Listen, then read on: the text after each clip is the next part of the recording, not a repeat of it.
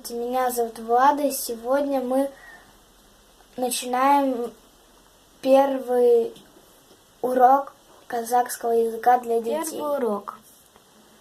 Бір-1. Бірінші первый. Сабақ урок. Первый урок с русского на казахский получается бірінші сабақ. В казахском языке есть и буквы русского языка, но еще есть и особенные. Сейчас у нас вот эти. К, У, Г и Э. Они повстречаются у нас в словах. Мысық – кошка, ык – сова, жарғанат – летучая мышь.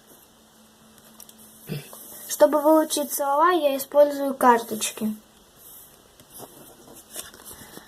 Кошка нарисована, а на другой стороне написано мысық. Летучая мышь нарисована, а на другой жарғанат. Один написано, а на другой стороне бір.